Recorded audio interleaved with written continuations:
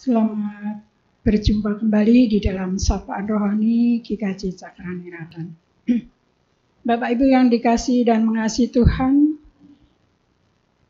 pada saat ini kita hendak mendengarkan sabda firman Tuhan yang diambil dari Yeremia 30. Untuk itu, mari kita persiapkan hati kita di dalam doa. Syukur terima kasih Bapa, jika pada saat ini kami boleh mempersiapkan hati dan pikiran kami untuk mendengarkan sabda firman. Namun Bapa, kami juga mengucap syukur atas segala penyertaan-Mu di dalam langkah hidup kami hari ke sehari, sehingga kami dapat melewati hari-hari yang Tuhan beri dengan penuh sukacita karena penyertaan Tuhan senantiasa kami rasakan. Bapa, pada saat ini kami hendak mendengarkan sabda firman-Mu. Urapi setiap kami Tuhan, sehingga kami dapat mendengarkan sabda firman-Mu dengan baik, dan hamba-Mu yang Kau pakai untuk menaburkan firman-Mu ini dapat menyampaikan sabda firman-Mu dengan benar sesuai dengan kehendak-Mu. Ampunkan Bapa jika ada hal yang kurang berkenan di hadirat-Mu. Hanya dalam nama Tuhan kami Yesus Kristus kami berdoa dan mengucap syukur. Amin. Bapak Ibu yang dikasihi dan mengasihi Tuhan, firman Tuhan yang hendak kita gumuli pada saat ini diambil dari Yeremia 30. Yang terkhusus saya ambil yang ayat yang ke-14. Yang demikian sabda firman Tuhan. Semua kekasih-Mu melupakan Engkau. Mereka tidak menanyakan Engkau lagi. Sungguh, aku telah memukul Engkau dengan pukulan musuh, dengan hajaran yang bengis, karena kesalahan-Mu banyak, dosa-Mu berjumlah besar. Mengapakah Engkau berteriak karena penyakit-Mu, karena kepedihan-Mu sangat payah? Karena kesalahan-Mu banyak, dosa-Mu berjumlah besar, maka aku telah melakukan semuanya ini kepadamu.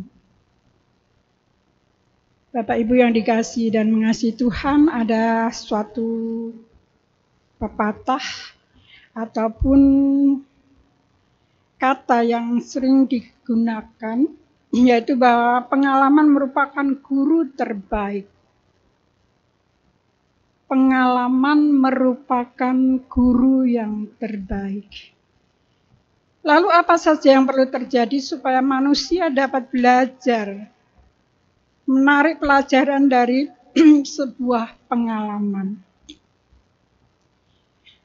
Kalau di awal saya katakan pengalaman merupakan guru yang terbaik. Baik itu pengalaman dalam hal yang tidak mengenakan, kegagalan, kesusahan, penderitaan, ataupun juga pengalaman tentang hal-hal yang baik. Semuanya ini dapat menjadi suatu pelajaran yang berguna di dalam langkah hidup kita selanjutnya.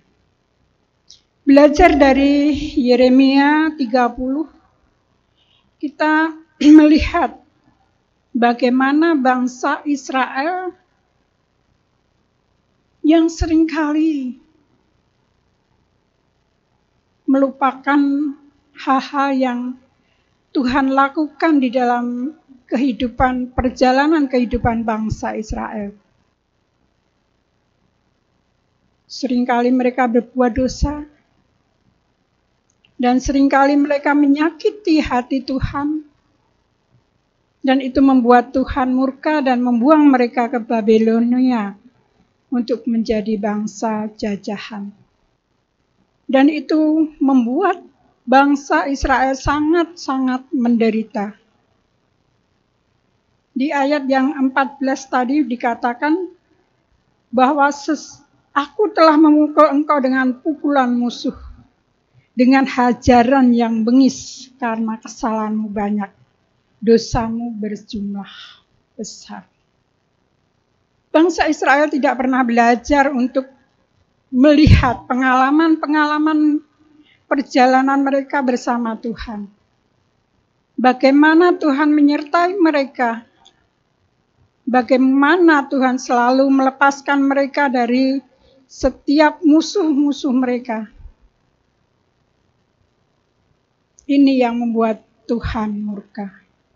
Namun sungguh Tuhan itu adalah setia dan adil. Dia tidak pernah melupakan janjinya bahwa bangsa Israel itu adalah bangsa pilihan. Bangsa yang dipilih oleh Tuhan dan Tuhan sendiri yang memilih bangsa ini. Sehingga Tuhan memulihkan bangsa Israel ini dan pemberitaan itu disampaikan melalui Nabi Yeremia. Bapak Ibu yang dikasihi dan mengasihi Tuhan, Allah tidak pernah melupakan janjinya. Allah senantiasa mengingat janji setianya. Bahwa setia kasih Tuhan itu sungguh luar biasa. Meskipun bangsa Israel berulang kali mendukakan hati Tuhan, namun penyertaan Tuhan, kasih setia Tuhan tidak pernah berubah. Meskipun mereka harus dihajar, namun mereka juga dikasihi Tuhan. Nah, belajar dari bangsa Israel ini kita bisa menarik kesimpulan di dalam hidup kita. Bahwa Tuhan itu tidak pernah melupakan janjinya kepada umat pilihannya.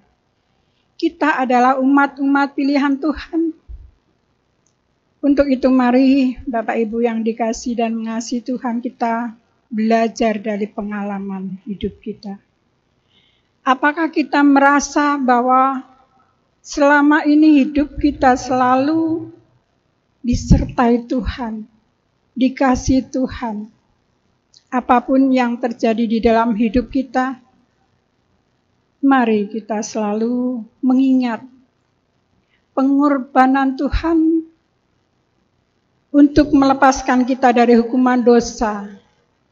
Itu membuat kita selalu sadar bahwa kita ini adalah orang-orang yang dikasihi Tuhan.